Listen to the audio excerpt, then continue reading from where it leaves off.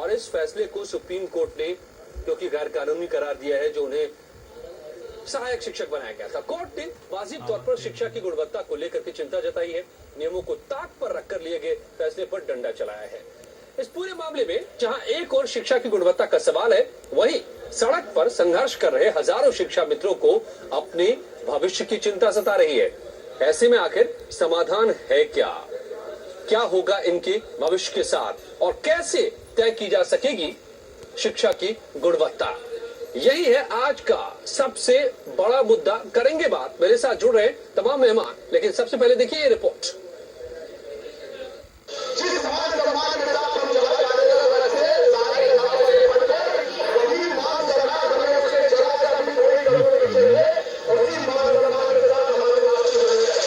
साल 2011 में बंधी आस टूट गई, शिक्षा मित्रों में मातम छा गया।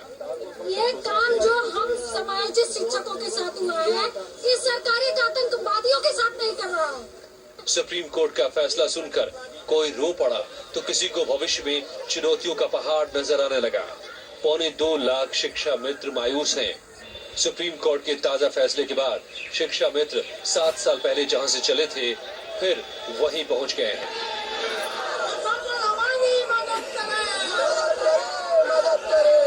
2014 में नियमित होने के बाद शिक्षा मित्र 30,000 से ज्यादा वेतन ले रहे थे, वहीं अब उनके हाथ खाली हैं। हमारा कैसे चले हम नहीं समझ पा रहे। आज हमको न्याय चाहिए, न्याय चाहिए। मुख्यमंत्री जी, प्रधानमंत्री जी के हम जनपद में आए, उनके स्थल पे आए हैं। अगर उनको दम हो तो हमारे सीधे से टकरा जी के आके मिले। प्रधानमंत्री जी से निवेदन है को हमसे आके फेस टू फेस मिले। जब उनका समायोजन हुआ था तब वो 3,500 रुपए मानदेय पा रहे थे। अपने फैसले में सुप्रीम कोर्ट ने शिक्षा मित्रों के समायोजन को गैर कानूनी करार दिया। कोर्ट के फैसले से शिक्षा मित्र नाराज हैं और मुख्यमंत्री से अपने हक में कदम उठाने की मांग कर रहे हैं। तो समझाया गया था कि ये माननीय सर्वोच्च न्यायालय का आदेश है और इस आदेश के तहत उत्तर प्रदेश सरकार ने निर्णय लेकर एक प्रेस नोट भी जारी किया है और जो अपर मुख्य सचिव बेसिक शिक्षा के हैं उनको इनके राज्य स्तरीय जो पदाधिकारी हैं उनसे वार्ता करने के लिए अधिकृत किया है। तो ये वार्ता वहाँ करनी चाहिए क्योंकि माननीय न्यायालय के आदेश हैं, इसमें स्थानीय कोई इशू इन्वॉल्व नहीं है। सूबे भर में शिक्षा मित्रों का विरोध प्रदर्शन चल रहा है। इसकी सबसे बड़ी वजह सियासत और इसके दांवपेच है। शिक्षा मित्रों का समायोजन करते वक्त समाजवादी पार्टी की सरकार ने नियमों को ताक पर रख दिया। इसका खामियाजा शिक्षा मित्रों को भुगतना पड़ा है। सड़क पर संघर्ष कर रहे तमाम शिक्षा मित्र ऐसे हैं जो अपने परिवार में आमदनी के अकेले स्रोत हैं। वही नियमित शिक्षक बनने के बाद किसी ने बैंक से लोन ले लिया तो किसी ने महंगे स्कूल में बच्चों का दाखिला करा दिया। अब उनके सामने नई मुसीबत खड़ी हो गई है। ये हालत है कि परसों से कम 1 दर्जन लोग आत्महत्या कर चुके और हार्ट अटैक से मृत्यु हो चुकी है। 14 लोग इस समय तक। और इस समय घरों में हमारे चूल्हा नहीं जल रहा है, खाए बिना हम लोग भूखे परेशान हैं। बहुत बड़ा सदमा दिया है हम लोगों के। हमारे बच्चे और हम लोग किस स्थिति में जी रहे हैं हम व्यक्त नहीं कर सकते। हमारे बूढ़े माँ बाप जैसे सास ससुर हैं, सभी लोग इससे आहत हैं। हमारे घर का चूल्हा नहीं जल पा रहा है। शिक्षा मित्र जहां एक ओर सियासत का मुद्दा बने, वहीं उन्हें एक वोट बैंक की नजर से भी देखा गया।